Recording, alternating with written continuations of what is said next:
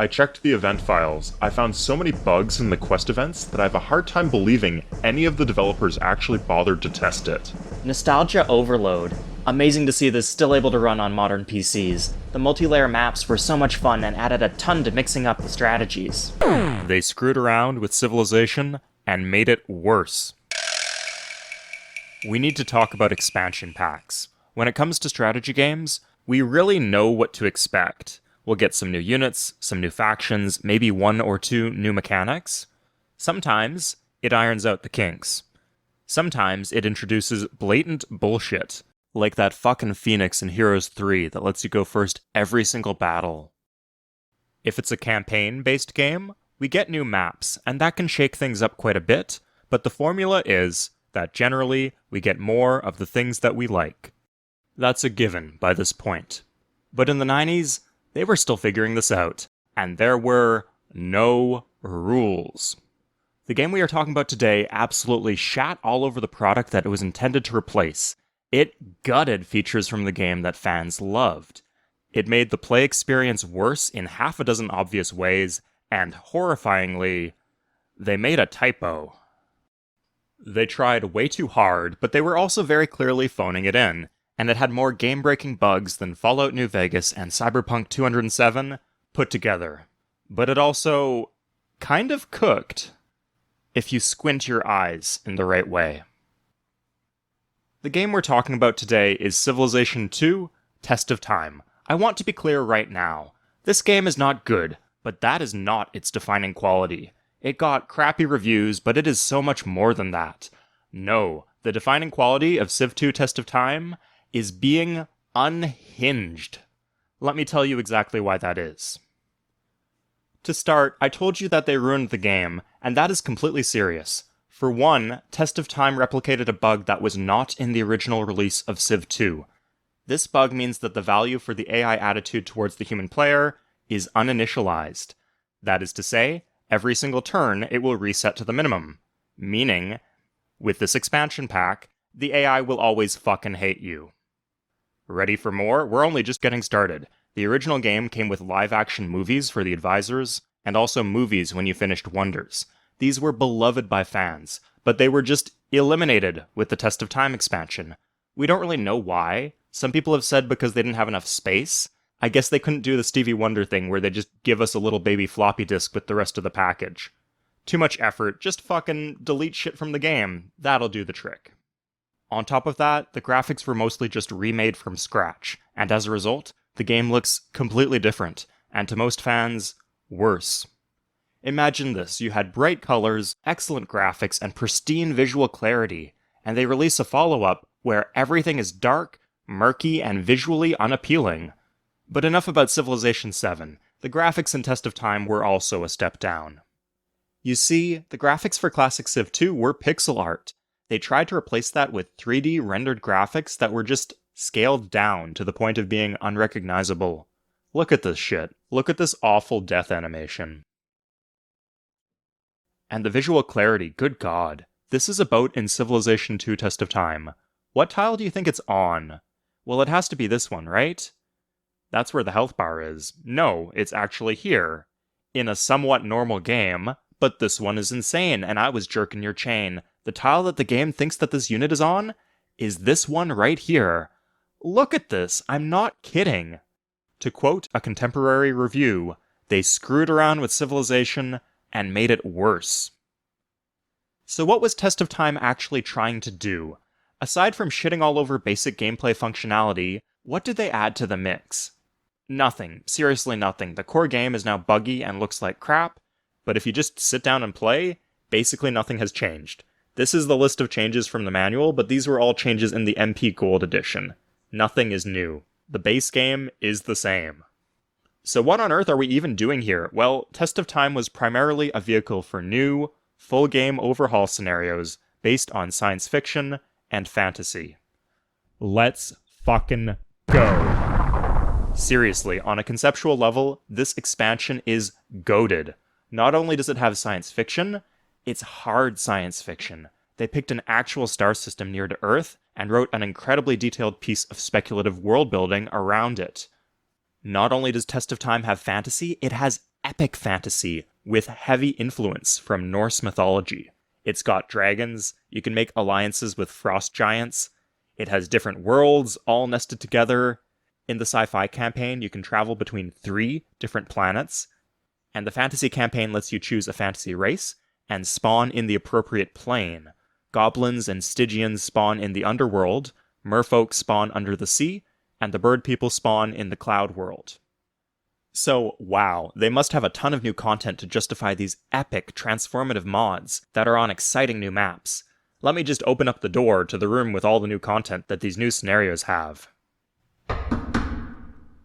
Hello? Hello? There's nothing. It's all window dressing. Everything is just a reskinned version of something from the original game. In fact, as far as I can tell, there are only 2 actually new mechanical features in this game. The first is impassable terrain, not exactly something that they could put on the box. The second feature is having multiple worlds and units that have the abilities to travel between these worlds. I think maybe the immune to bribery flag might be new here too, which is pretty essential. It wouldn't work if you encountered an unspeakable horror and you could just buy it off. I know that because I've been to the DMV before. Aside from these 3 things, everything is window dressing. All of the buildings, wonders, and governments are copy and pasted from the base game with a new coat of paint. What is the Wizards Conclave? It's the magic version of the Great Library. What is a collective? It's space communism. Once you see it, it cannot be unseen, and the most egregious example is the Sorcerer. You walk it around and it instantly dies. It gives you a message telling you that you must end your turn in a city or on the back of a kraken, and you're just scratching your head, wondering what a kraken is, and then it hits you. A dragon swoops in from the fog of war and snipes your son. No, you realize why sorcerers can hang out on a kraken. You see, sorcerers are coded as air units. For some reason, I don't know. Maybe this is Dune and the sorcerers are Timmy Chalamet and would die of crippling spice withdrawal anywhere else. So, because wizards are space planes, I guess they needed a magic aircraft carrier too, because absolutely everything from Civ 2 had to be reskinned and inserted into these mods, even if it made no sense. It's not even easy to tell what's what, either. The tech and unit names are arbitrary, and some of them are just plain ridiculous. Look at this shit. The Triceratops. A Salmagundi? A Salmagundi? Rocketman? If we're just taking the names of Elton John songs, why not go with Hercules? Or, you know what, probably better not. This is the polar opposite of Alpha Centauri. That game used many core mechanics of Civ 2, but rearranged them and created new ones to support the story that they were trying to tell. Take the punishment sphere, for example. It has a horrifying degree of flavor, and there's nothing remotely equivalent to it in Civ 2. Test of Time is not like that. There's no meaning to the Crystal Pyramid. They just needed a fantasy version of the solar plant, and paid some poor intern $16 an hour to write a bunch of garbage describing it. Everything is utter nonsense, and there's a whole host of new bugs unique to these game modes. First is that if you rename any of your cities, and you know, fantasy sci-fi players often are fond of a little roleplay, basic game events will not trigger, and the game may reach an unwinnable state. Speaking of soft-locking the game, in the sci-fi world, you cannot research all the text that you need to progress. Humans and non-human factions are blocked from necessary texts, so they have to either trade or take these texts from one another. That means if you kill the other species too soon, you cannot progress through the game. There's a flag that appears in over a dozen Civilopedia entries, telling you that these texts are off limits. But tragically, like Sisyphus flying too close to the sun, they made a typo! Yes, this tech is one that you are not able to posses. Not possess, posses. Oh, and this came packaged with a Midgard scenario map, and of the 10 quests, 4 of them had broken event flags that were impossible to complete. So why on earth is this not just the worst big IP strategy game of all time? Well, it's a swing and a miss, but it's one hell of a swing. These worlds and these maps lived in my head and gave me an endless well of fascination as a child. The graphics here are also great, sometimes.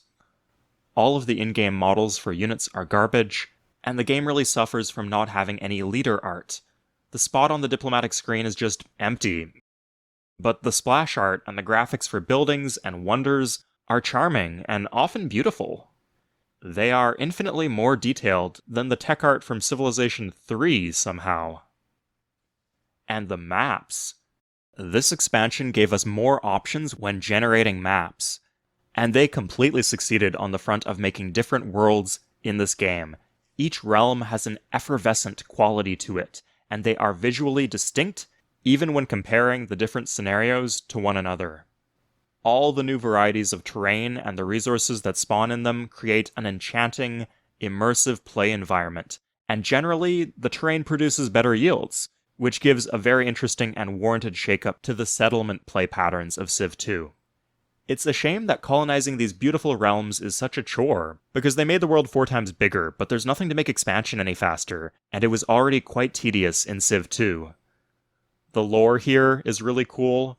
They didn't do nearly as good a job as Alpha Centauri at integrating the story into the gameplay itself. Still, there's an abundance of text illustrating every piece of these worlds, buried in the description section of Civilopedia articles that nobody is ever going to read. How about the gameplay? Well, yes, everything is reskinned from Civ 2. The end effect kind of reminds me of the second quest in the original Zelda for the NES. Like, yeah, all the monsters and items are shuffled up and dealt out in a different order, but that can still be a welcome change. There's nothing truly insane, like the scenarios don't let you access the equivalent of railroads until the second half of the tech tree, as usual. But in the sci-fi scenario, for example, you do immediately get access to the equivalent of the factory. Typically in the base game, factories aren't available until the end of the tech tree.